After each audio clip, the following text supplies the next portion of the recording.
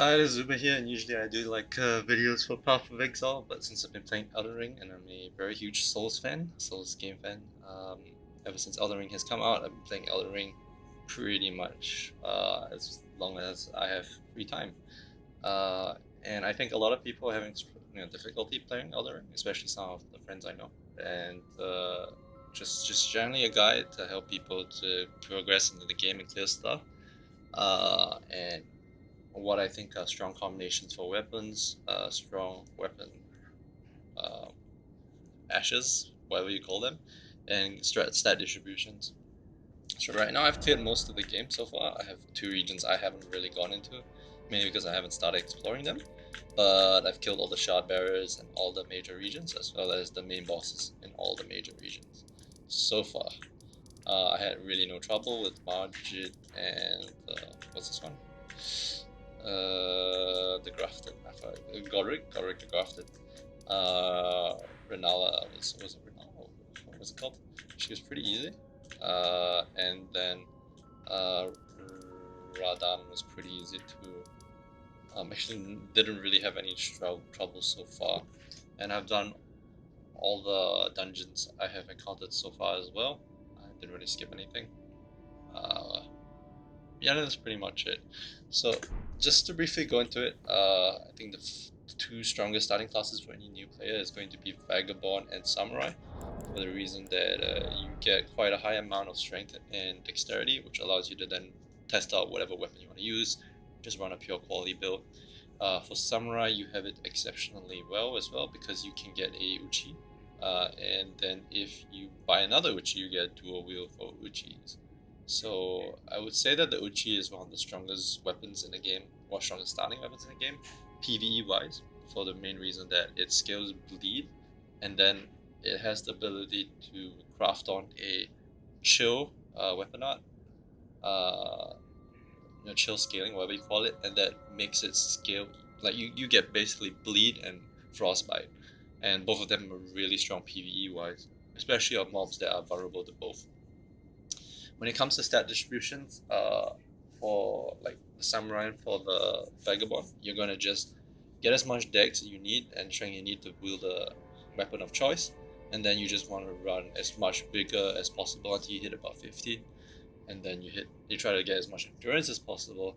Uh, I would say to hit about 50. And the reason why you want about 50 in endurance is not really because um, you need it per se, but allows you to like wear very high poise armor, high damage reduction armor, and then it will allow you to then have quite a bit of stamina to just make let you have room to make more mistakes. I would say, um, yeah. And then the rest afterwards, when you like kind of max out vigor endurance, is going to go to strength and dexterity. And the reason why you want to go strength and dexterity is just to scale damage even more. So when it comes to weapons, I started with a vagabond, so I didn't really have double witches, but I did find a wazikashi, wakizashi, sorry, and the wakizashi with the uchigatana is really nice, and for the reason that it allows you to take on the moveset of a power stance, a katana. All right, I'm gonna show you how it looks like because then it's just gonna be a lot easier to see. So right now I'm playing this on PC on Steam. I'm using an RX 580, so my graphics card is really outdated for this. So if you see the game and you wonder why it looks so terrible, it's just kind of because I have everything on low resolution and have all the other stuff turned off. So this is a power stance for katanas, as you can see. And the upside is, despite having the power stance with katanas, you also get the weapon out of a dagger, because the wakizashi is actually a dagger. So what that allows me to do is allows me to have parry.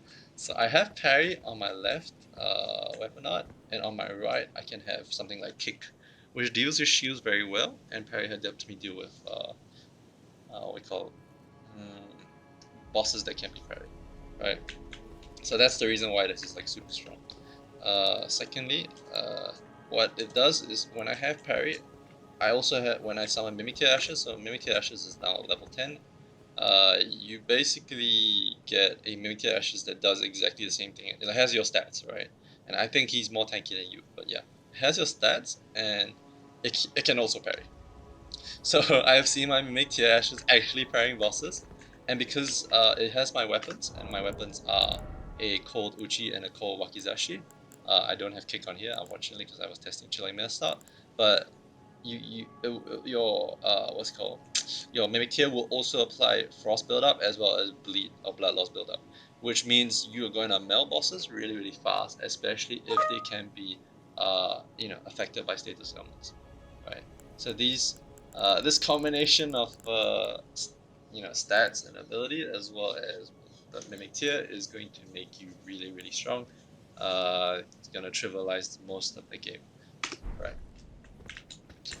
So that's pretty much about it. How do you start getting the Wakizashi? So the Wakizashi can be found in, I think, was it? I think it was Gao Cave. I think it's this one. And wait, was it Gao Cave? I think it was Gao Cave. Yeah. Okay, you can get it in Gao Cave, so it's quite early on. You can just run there. You just need about 2 stone shards, and I don't think there's like a very difficult boss or anything there, so you can just get it right off the bat. And the Uchi you can just buy off like one of the vendors. I can't remember where. So if you're starting Vagabond, getting the Wakizashi here, and then getting the Uchi from the vendor, you have to look that up. I don't know what it is going to be what you're gonna do right off the bat. And once you get both, try to get the chilling Ashes of War or the cold Ashes of War. You'll be able to find that off probably the wiki as well. And then you just Ashes of War both your Wakizashi and your Uchi with chilling. Okay, one more thing that's interesting is that most of the time when you craft on another, let's say if you did bleed, right? Okay, I want to show you the damage difference between bleed and chilling. So I think this is the reason why chilling is like so strong as Ashes of War. Sorry, you can look at it from this perspective. So right now, let's look at the Uchi. Okay, when it goes to the Uchi, you see it's 177 and 109, and 141 and 29. If I go into a bleed version of it, it's 207 plus 127. So it goes from 450 damage to about like 320, and the bleed buildup is doubled, but you have no frost buildup. So this, like, I think cold weapons are gonna be like super strong PvE wise. I'm probably PvP wise as well, because when you prop both the bleed explosion or the bleed ailment trigger and the cold ailment trigger, the frostbite one, you burst for a pretty significant amount of damage. And I've won quite a bit of PvPs or rather invasions so far with that. Especially when they're lagging, because they can't tell how many hits it gonna take, especially if they're just R1 spamming. Yeah. So yeah, generally with this combination of weapons and stats, you should just clear the game pretty easily. Mimic Tier is pretty much the best spirit summon you can do. You can find it in. You find a Mimic Tier in Nokron, Eternal City. So please do Rani's questline or Rani's questline, whatever. And then you'll be able to get it just following the path somewhere. I can't remember. And then while you're doing I think Nokron City, you just generally be able to get all the upgrades you need to get it to plus 10. So yes, just do that quest line. What else? That's pretty much it. I'm not that leveled. I'm only level 97. So yeah. Alright, just to help you out, peace.